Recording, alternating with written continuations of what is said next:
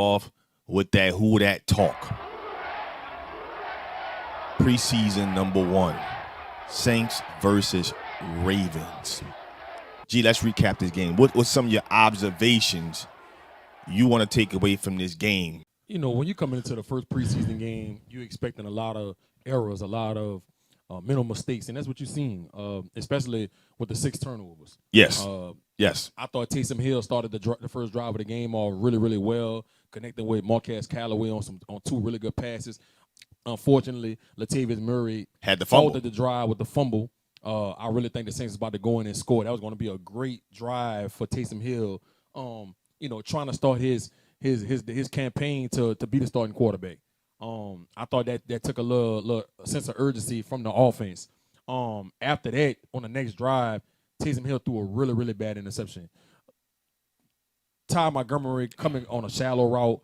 I mean, he threw this ball right to the defender. I mean, it almost looked like he was point shaving. That's how bad of a ball it was by Taysom Hill. I think that, you know, he showed some signs of being able to get out the pocket and extend plays with his legs and make some good throws, but he had some plays where he just was very inaccurate. And so the thing, but the flip side of that is Jameis didn't do enough to separate himself. Correct. The interception, the Lil Jordan Humphrey, I thought he could have put the ball out a little more. He kind of underthrew him and gave the defender the chance to put his hands on the ball, and it popped up in the air for an interception. One thing I noticed already out the gate about both quarterbacks that we're gonna miss dearly when it comes to not having Drew Brees anymore. They hold the ball entirely too long. All right, you know, this the NFL. You can't expect to have a 4-5 second clock in your head. You got to get that ball out within 2 to 3 seconds, right? More often than not. And I can tell already that Jameis Winston and Taysom Hill are gonna be those quarterbacks that are gonna try to hold the ball because they're looking for that deep shot down the field. I think Jameis Winston has to get into that rhythm of just taking what the defense gives you. If you got to dink and dunk and then take your shot, that's what you got to do, Jameis. But you can't revert back to your old way from Marquez Callaway. You know, we talked about this leading up to the preseason. We thought Marquez Callaway had a chance to be a starting receiver on this team and be that number 2 guy opposite of Michael Thomas. He showed that he can be that. He was swagging out there with the number 1.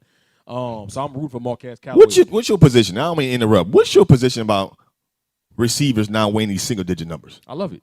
I love the swag. I love the swag. I love seeing Patrick Queen wearing that 6 at Mike linebacker. Oh my goodness! All right, I loved it. I love everything about it. So you know, Marquez Callaway looking getting used really to good. Ran that 1. I was very pleased what I saw from Bryce Thompson, the undrafted free agent from Tennessee. I think he has a really good chance to make this team. He had a really good interception right before the half. Showed good range coming over the top. I was very impressed with Eric Burrell. He was like headhunter all day. All night. He had that big time fumble. Yeah, forced fumble on the quarterback. Yeah. You know, Huntley was running around all day long, and he came down and laid that head on him a couple times. Bang. I think Eric Burrell has a great chance to make this team, especially on special teams. When you got a kid like that throws his body around, I think he's from Wisconsin. He came out of Wisconsin. I think he has a great chance to win. To put himself in a situation to be on that final 53. Juwan Johnson, I'm glad they moved him from receiver to tight end. He is getting entirely too big. This guy likes to eat a lot. You see it, man. Too much gumbo down here. But he's spending too much time at Neo's G Sports. Yeah, or Morals. Morals. One of them. But he showed signs that he can be a really good tight end for us. I wanted to see Adam Trautman. Did a lot of blocking. That was disappointing to me. You know, I don't know if he has a lingering injury that Sean Payton not disclosing, but I wanted to see Adam Trautman and see if he can be a guy that we can rely on this year. But Juwan Johnson really yes. Impressed. I liked him. I thought Devontae Freeman showed a little rust. I saw a little burst from him that you seen from him when he was in Atlanta, but he definitely had some rust on him, and that's what you typically can see from the running backs in week 1 because you're thudding all throughout training camp, and now you're coming into real game competition, and now you got people really tackling you. Correct. You know, you seen it with Latavius Murray, who rarely fumbles. The kid Jones. Tony Jones Jr. He had a really, really good game. It's my little nephew. He had a really, really good game running the ball, showing speed, being able to show patience, good jump cutting the hole. He had a bad fumble too to stop a really good drive. But all in all, I think the Saints had some positives. I think in the second preseason game, you're going to see slack down on the turnover. You're gonna see less mental errors and less blown coverages and things like that. And I'm gonna tell you like this too. Malcolm Roach, Anyamata, and Zach Bourne was definitely the three that stood out. On the defense. I would say Zach Brown really stood out. Zach Bourne was all over the field. All the field. Malcolm Roach his motor was relentless. I think he's going to be able to take that spot from Anyamata until he comes back after his suspension. So all in all, I was pleased. I don't get caught up with wins and losses in the preseason. I don't know why Saints fans do, but we showed some promise from some key positions. But ultimately, it's going to come down to can Taysom Hill or Jameis Winston, whoever wins the job, be at least an above-average quarterback for us going forward. Now, here's the question I got for you. Obviously, the next game is on Monday versus Jacksonville. Do you start Taysom Hill or do you start Jameis Winston? I think you give Jameis Winston the start. You let Taysom start the first game. You let Jameis start the second game. And I would like to see Jameis start a whole half. Okay? I want to see him start the whole half. I want to see him play first and second quarter. You let Taysom play third and fourth. Ian Book, look. Chill out. Chill out. We like you. We picked you in the fourth round, but look, we gotta figure out who we go separate themselves. Right. All right. And we gotta figure out who the starter gonna be. And you can't do that with letting somebody play a quarter and a half. I need Taysom and Jameis both to get both a half a piece, so we can really dissect this the correct way, so we can know who's gonna be our quarterback. Now, I'm gonna just be honest with you. Even though their numbers were similar, there's nowhere in the world Taysom Hill should be our starting quarterback going into week one.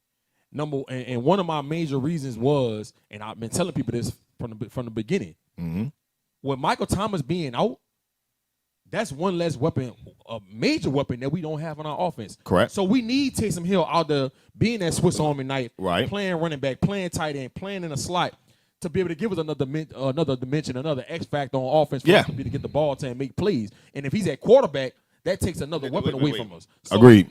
That reason alone, I think Jameis Winston has to be the starter going into week one, unless he just shit the bed going forward these next two preseason games. I would say this, and I've been a big advocate of why Jameis should be starting. I think he's your former first overall pick, 5 seasons ago. He's your former Heisman Trophy winner. He's a former national champion. All the physical tools are there for him to be a starting quarterback in this league. Obviously, the decision makings are just the question marks about Jameis Winston. Here's the thing. I'm just not seeing a passer in Taysom Hill. At this particular level in the NFL, you can't afford not to be a passer and to be a starting quarterback in this league.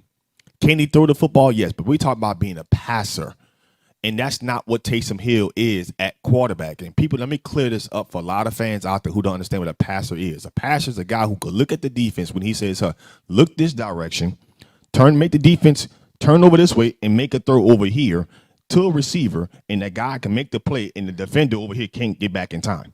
That's what passers do. That's not really what he is. If you watch even the play that he made down the sidelines to Callaway had to come back and kind of catch that football. If he was a real passer, Callaway could have caught that ball in stride, and that DB may not have had a chance to recover. He could have scored, but in essence, he had to come back, make a jump ball catching the ball, and that's what I'm talking about. He's not a passer. He can throw the football. He can expect the receiver to kind of bail him out. But when you're asking him to make passing plays, you saw the interception that he had with Ty Montgomery. And at some point in time, you got to accept that what he's not going to become. That's just not who he is as a football player.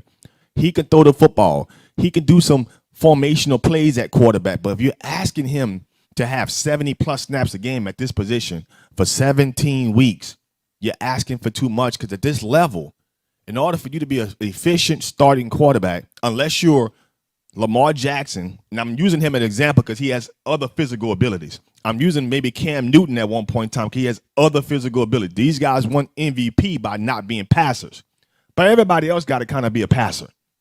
That's really not what Taysom Hill is. He is that Swiss Army knife. He is that guy you can line up at tight end. You can line him up at receiver. You can line him up at the H-back position and put him in different formations, and he becomes a matchup nightmare for linebackers and secondary players because of what his abilities are.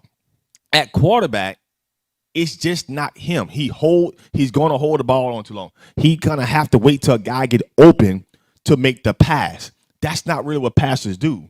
pastors throw in windows. We watched Drew Brees do this for 15 seasons. We watched Peyton Manning do that, throw into windows. We watched Tom Brady does these things. That's just not really what he is. And so it takes away from this team if he is not going to get the job. Let's say he doesn't win the job and he spent all this time campaigning to be a starting quarterback. I just think there's going to be a trouble for this team going into the season because now you're asking him to go back to doing that job. And I think he can do it, but I think he's not going to be efficient enough. Why not? He's been doing it the last 3 seasons. Yeah, but he's been campaigning asking strictly for quarterback. I mean, now he got to go add the weight back and everything else. Listen, he's a professional, all right?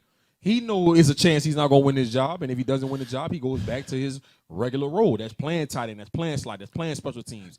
That's what he's going to have to do to be able to make an impact on his team. And occasionally, I don't have a problem with Sean Payton putting him at quarterback, throwing him at quarterback and doing little wildcat plays and little pick and pop plays with him to keep the defense honest. So, and I think that gives us the best chance to be able to be competitive on Sundays. But let's just be honest, man. Let's keep it a band. We in trouble. We in trouble. We in trouble this Thank year. you. We are in trouble this year. This is going to be by far Sean Payton's hardest coaching task since he's been as a Saints head coach. Period. Yes. You know, we just had a lot going against us. Michael Thomas is probably out for the first 6 weeks. We just found out Will Lutz is going to be hurt for the first game or two. We don't know how long he's going to be out. I'm just waiting for the commissioner to come out and tell us Lattimore. Marshawn Lattimore is going to be suspended for. Anya Mata's out for the first 6 games, okay? We just got a lot going on.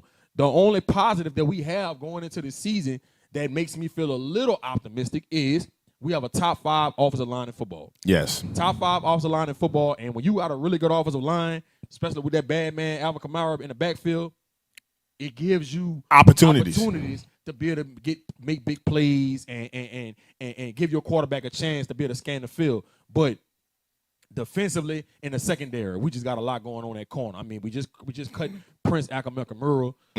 We're gonna have to really P. Rob retired. It's looking at the P. Rob retired. It's really looking like Ken Crawley some bad.com will be the starting corner this year. Paulson Adebo, I love what I seen from him on the first preseason game. He was all over the place. His ability to be able to break down and drive on the ball was very special. What I saw in that game against the Ravens. I think once he understands route concepts and gets more reps, Paulson Adebo is going to end up being a starter. But Marshawn Lattimore suspension coming down, whenever it does come down, Ken Crawley going to have to take that spot. And you got to understand, in this league, coaches are going to find mismatches. They're going to find where they will win at most. They're going to find him. Ken Crawley, you're going to attack him. You're going to attack him. So, you know, we got our work cut out for us at the linebacker position. I'm hoping Quan Alexander could come back to form. You know, coming from that Achilles, we'll see. I do like what I've seen from Zach Bourne. I'm waiting to see what Pete Werner's going to look like, the second-round pick at Ohio State. He hasn't played yet. Is Davenport going to finally take that next step? Right. We didn't get to see our first-round pick, Peyton Turner. Right. Okay. So it's just a lot of things uncertain. Like I say, Sean Payton got his work cut off for him. I definitely agree with you, G Sports. It's just, and to me, especially you're having all of that what you just mentioned, and we still don't have a starting quarterback announced going into the season. You got all that what you just mentioned, all that in that gumbo, and to top it all off, you go into the season not knowing who your starting quarterback is going to be. It's just difficult to have all that's going on. And hey, listen, you got Saints fans out there, man, listen, we're going to be 12-5. I'm like, what are y'all watching? Yeah. There's just too much going on here. Yeah. It's too much to have that kind of expectation. This is the first season not having Drew Brees there. This is probably arguably one of the toughest. Even if Drew Brees was there, there's still a lot going on. You know, now granted, by having Drew Brees, if he was still playing, they still have an identity of who you are. The identity is retired. You got all this stuff going on. And God forbid, due to the workload of this offense is going to have on Alvin Kamara, God forbid, not wishing anything bad on him, but obviously you got to figure that he's going to be the target of every defense going into the games. You got to figure that the defense is going to target him. And again, I'm not wishing any injuries on anybody, but you're thinking about the workload of what that's going to mean to him and his body until guys like Michael Thomas come back healthy to help him assist with some of that workload. But until then, it's going to be tough, you know, going into the season and asking for a lot from this team. It's just so much And again, not unsure of who the starting quarterback is. Again, I agree with you. Go ahead and take this second game and give Jameis Winston all the reps for the first half. That means he gets the first quarter, the second quarter, the 2-minute drill, and you get to see everything.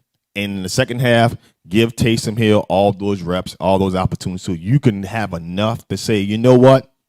After this showing here, if neither one of these guys really establish themselves as my starting quarterback, then I got to go with my gut feeling and, take this third preseason game and announce a starter, give Ian Book some reps, see what he can do, see if he can still make this roster, make this team, and go from there.